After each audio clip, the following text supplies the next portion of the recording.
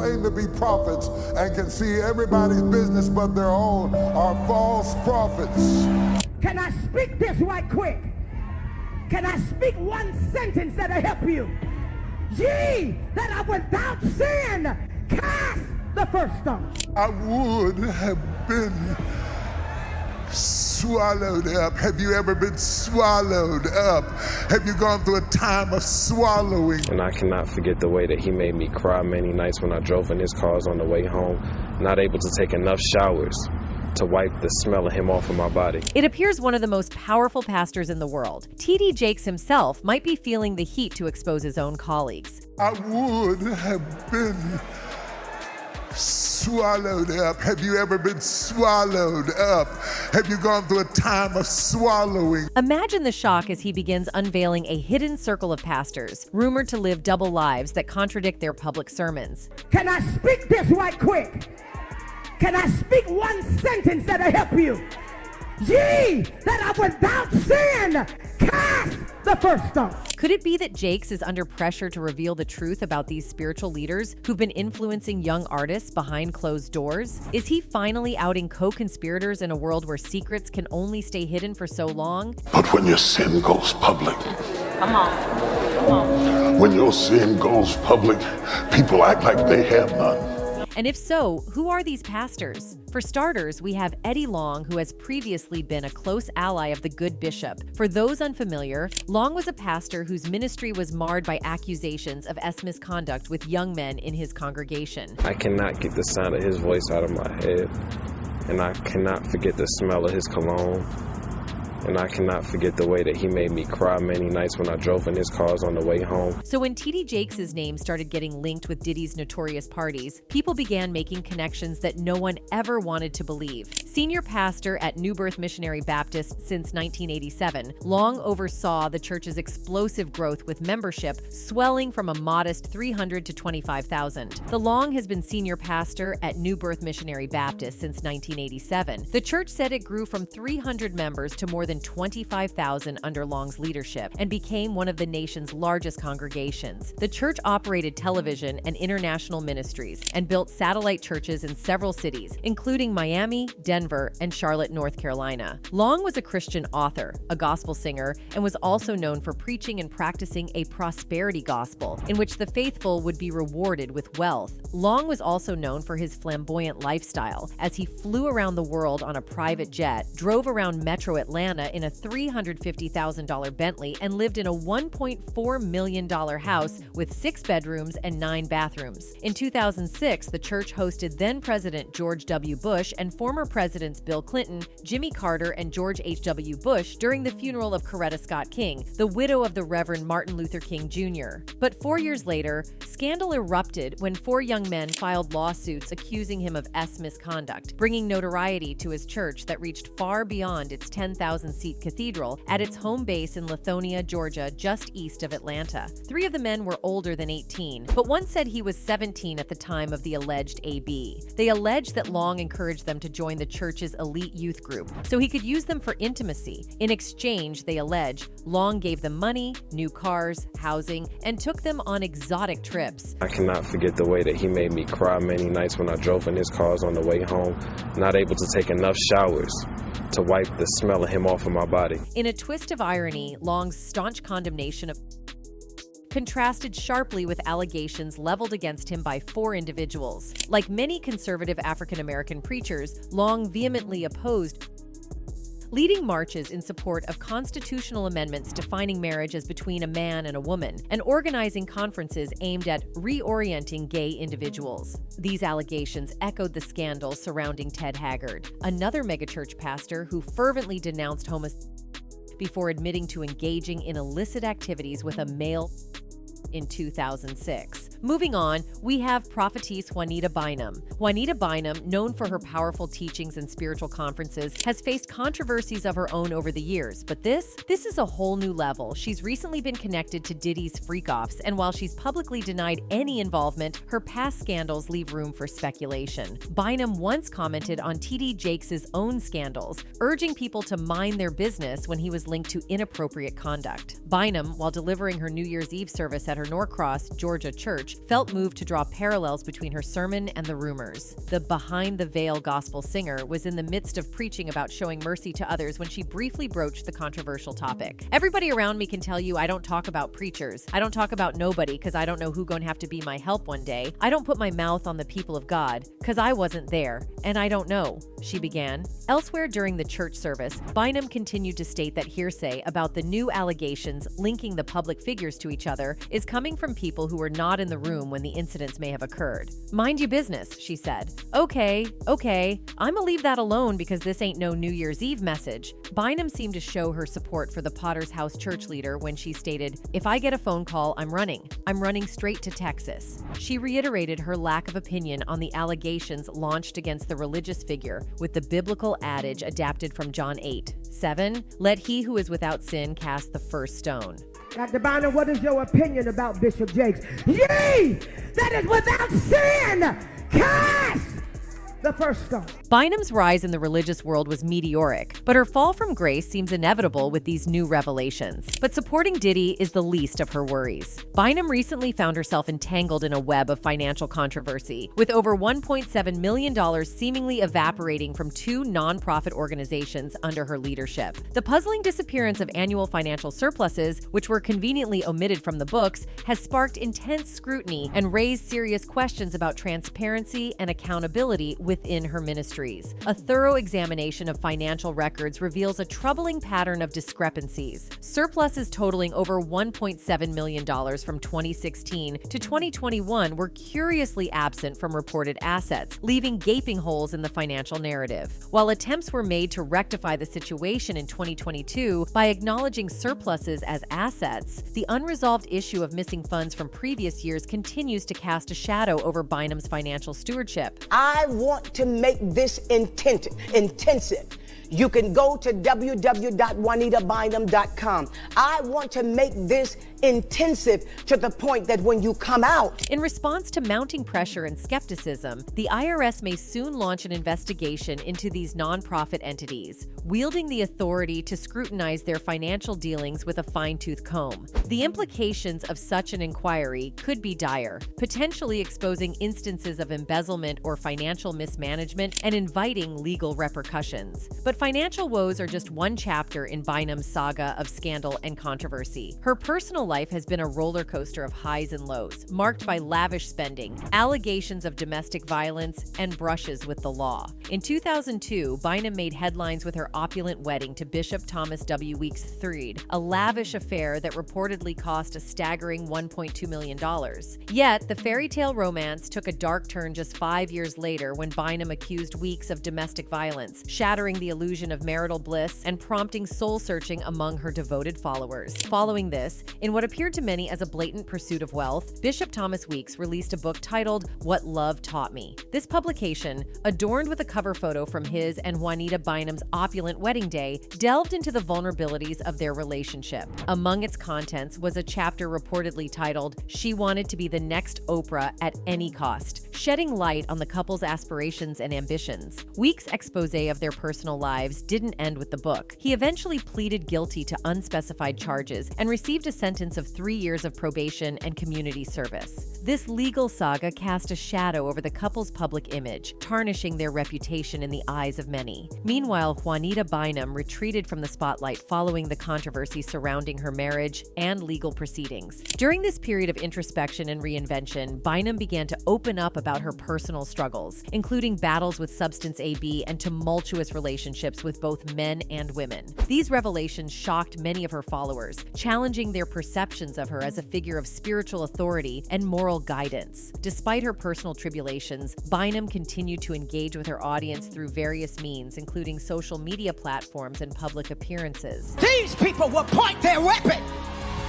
These people will tell the devil, if you don't shut up, I'm going going to get my weapon. However, her message became increasingly intertwined with financial appeals as she urged supporters to sow a seed into her ministry, framing it as a pathway to spiritual blessings and prosperity. In a particularly audacious move, Bynum reportedly solicited six-figure donations to fund the construction of a prayer room, which she dubbed a threshing floor. This initiative raised eyebrows among critics, who viewed it as yet another example of her opportunistic approach to fundraising. Bynum's relentless pursuit of financial gain reached new heights with the introduction of the International Prayer Institute. This venture offered pricey courses on prayer techniques, promising participants an opportunity to deepen their spiritual connection and unlock divine blessings. Despite facing backlash for the exorbitant pricing, Bynum stood firm in her defense, refusing to compromise on her perceived value and worth. The drama didn't end there. In 2007, Bynum faced another setback when she failed to pay property taxes on her sprawling $4.5 million estate in Georgia. Despite her claims that the property was intended for ministry purposes, the tax authorities remained unmoved, threatening to auction off her estate if payments weren't promptly made. And if financial mismanagement and legal entanglements weren't enough, Bynum also found herself embroiled in a scandal involving revelations of past substance use and same-sex relationships. In a shocking confession during a radio interview, she admitted to a colorful past, including substance experimentation and intimate encounters with both men and women. "I've been there and I've done it all," she said. "I've done the substances. I've been with men. I've been with women." Shocked, Ski interrupted her mid-sentence asking, "Are you serious?" "Every bit of it," she replied. "It's my life. That AB that I suffered was because I attracted after my own kind. That AB was already sitting in me." Another name in the mix is none other than Pastor Creflo Dollar. The teachings that I've shared in times past on the subject of tithing were not correct. Let's talk about Creflo Dollar for a second. The guy known for preaching prosperity and living like a king with luxury cars, private jets, and million-dollar homes. But beneath that polished pastor image lies a much darker story.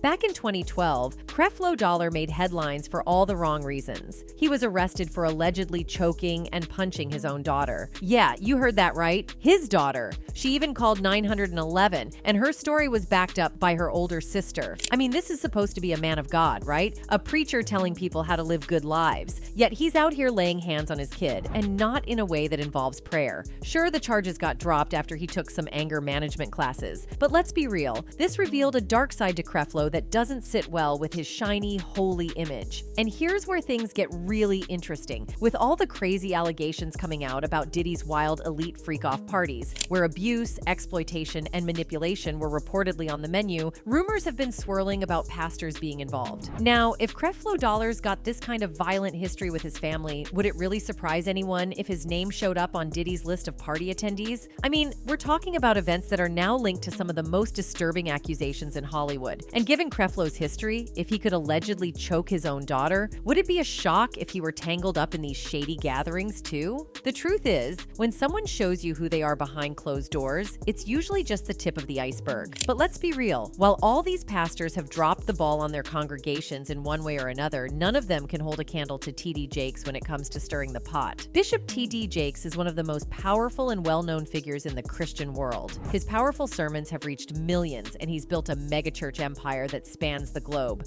I would have been swallowed up. Have you ever been swallowed up? Have you gone through a time of swallowing? But despite his prominence, Jakes was caught up in the claims of a YouTube channel, Tough News TV, that was later picked up on multiple social media platforms, resulting in his name trending on the internet a few months ago. In the video, host Jermaine McKinley alleged that he was sent an anonymous email claiming Cassie Ventura was assisting the FBI in an investigation against Diddy after the former filed and settled a civil lawsuit against the hip-hop mogul, accusing him of heinous acts of violence during their decade-long relationship. The email read, "So I want to put you up on game on the real nature of Diddy and Bishop Jakes' relationship. But first, let's understand that Bishop Jakes is not of God. He is undoubtedly a Freemason, and so was Diddy. And I say he was, because it seems as though he has been stripped of his protection, privileges, and power. But make no mistake about it, his soul is still spoken for by the devil. He will never be able to fend off or escape that harsh reality. Anyways, I'm told Diddy and Jakes masked the real nature of their relationship. According to the email, back in June 1983, Kim Porter claimed TD Jakes was accused of messing with a young guy just a year after tying the knot with his wife. The word is, the whole thing got hushed up somehow. Fast forward to 1999, when a guy threatened to spill the beans on Jakes, mysteriously, he vanished. Pastor Blank spills that the dude got paid off to stay quiet. 2 years later, the same guy turns up dead with a gunshot to the head. This all went down at Emmanuel Temple of Faith in Smithers, West Virginia. Rumor has it folks from Jake's hometown insist he's been on the down low with guys all along, and there's even talk of some older pastor G. Him. McKinley also claimed Cassie had turned over incriminating evidence, including Kim Porter's burner phone and USB device containing footage of one of Diddy's parties to investigators. McKinley also said that Jakes was in attendance at one of the parties where he allegedly slept with multiple men. McKinley then alleged that multiple male escorts would supposedly corroborate the allegations against Jakes, and a young male was poised to sue the bishop over crimes that allegedly occurred when he was 16 years old. In addition to all this, rapper and hip-hop artist Mace also revealed what he knows about the relationship between Diddy and Jakes. If you are a fan of hip-hop music, you may have heard about the ongoing beef between rappers Mace and Diddy. The two used to be close collaborators in the 1990s when Mace was one of the biggest stars signed to Diddy's Bad Boy label. However, things turned sour in the early 2000s when Mace felt that Diddy was exploiting him and not paying him fairly for his work. Mace has been vocal about his grievances with Diddy, especially after the latter gave a speech at the 2020 Grammys, criticizing the lack of respect for black music by the industry. Mace accused Diddy of being hypocritical and of withholding his publishing rights for 24 years. He claimed that he offered Diddy $2 million to buy back his publishing, but Diddy refused and asked for more money. But what does Pastor TD Jakes have to do with this feud? Well, according to Mace, Diddy has a surprising connection to the famous preacher. In a recent song titled Oracle 2, The Liberation of Mason Betha, Mace dropped a bombshell that shocked many fans. He rapped, "Diddy got a deal with TD Jakes. That's why he never paid me. He knew I'd be free one day, and he ain't want me to say what I'm about to say today." So, what does this verse mean? Is Mace implying that Diddy made some kind of deal with TD Jakes to silence him or to prevent him from leaving Bad Boy? Is he suggesting that TD Jakes is somehow involved in Diddy's shady business practices? Or is he just throwing out random names to stir up controversy? Unfortunately, we don't have a clear answer to these questions, as neither Diddy nor TD Jakes have responded to Mace's allegations. However, some fans have speculated that Mace may be referring to an incident that happened in 2014, when Diddy donated $1 million to TD Jakes' church in Dallas. At the time, Diddy said that he was inspired by TD Jakes' sermon and that he wanted to support his ministry. However, some critics questioned Diddy's motives and wondered if he was trying to buy favor with TD Jakes or to get a tax break. Some also pointed out that Diddy has a history of exploiting artists and not paying them what they deserve. This donation could have been part of a larger scheme to keep Mace under his control. As if that's not enough, in 2022, a video of Jakes attending Diddy's 53rd birthday party caused a stir on social media. In response to the criticism, the executive vice president of TD Jakes Entertainment, who also attended the party, said the pastor only made a brief appearance at the party. Now, these allegations have spread like wildfire online and caused Jakes' name to trend on multiple social media platforms over the last couple of days. This prompted Jordan Hora, executive director of public relations and communications for the TD Jakes Group and TD Jakes Ministries, to deny the allegations to Christian Post. While vehemently denying the false and baseless claims, he said, "Recent claims circulating on pockets of social media about Bishop TD Jakes are unequivocally false and baseless." Shortly after his team issued a statement denying the allegations, while live streaming his Saturday night sermon on YouTube, Jakes seemingly addressed the claims by refusing to talk about false narratives online, insinuating that the allegations were lies. And keep on going on. Glory to God, I'm not in trouble. However, netizens refused to buy into the bishop's outrage during his sermon, pointing out that he did address the allegations. In any case, Jakes had no business being in Diddy's parties, leave alone being a close confidant of his. According to Diddy's former bodyguard, Gene Deal, saints should have no association with sinners. When I grew up in the church, the sinners was not supposed to have the same atmosphere with the saints. He then commented on TD Jakes' association with Diddy's parties, saying, "Looking at him as a saint going to a party that ain't nothing but sin. Fornication, man on man, woman on woman, he on she. But maybe he'd have to lay some hands on somebody. Maybe he'd have to save some souls. Now, we all know about the crazy things that happen at Diddy's infamous parties. Rappers and celebrities have been alluding to suspicious behavior at Diddy's private parties for years. In fact, 50 Cent recently revealed the nature of these parties and why he avoids them at all costs. That N hug you from the front and the back at the same time? F you talking about? I mean, if you into that, you into that. I'm fine with it. I'm just saying this ain't my MFing kind of party. I'm uncomfortable. I think I belong in the girls' bathroom, he said. While the claims against Jakes are unsubstantiated, this is not the first time the bishop has been embroiled in controversy. In 2009, T.D. Jakes' son, Jermaine Jakes, was arrested after he allegedly exposed himself at Keys Park in Dallas and performed indecent actions in front of two individuals who turned out to be undercover police. Moreover, last year, the eldest daughter of Bishop Cora Jakes Coleman's estranged husband, Richard Coleman, was accused of essaying their adopted daughter. But her husband, Richard Coleman, who was a Christian rapper, was recently arrested in May, for some essay charges against the other young girl that they allegedly adopted. In any case, the fact that T.D. Jakes and other pastors have been involved in some pretty serious scandals shows just how much hypocrisy exists in the church. But this isn't just about a handful of pastors who might have joined Diddy's wild parties. It raises bigger questions about trust and the shaky foundations of the church. How can congregations move forward when they can't rely on their leaders? And how does this whole situation change our view of megachurches and their role in today's faith landscape? The fallout from these revelations goes beyond Hollywood. It strikes at the heart of faith for millions of believers. What can be done to rebuild trust in the church when so many leaders are wrapped up in such messy scandals? As investigations unfold, the public, and especially their congregations, are left asking, who can we really trust? What happens when the lines between Hollywood craziness and religious leadership get so blurred? One thing's for sure, this scandal isn't going away anytime soon. More names might come to light, and the truth will eventually surface, as it always does. Anyway, that's it for this video, folks. Bye.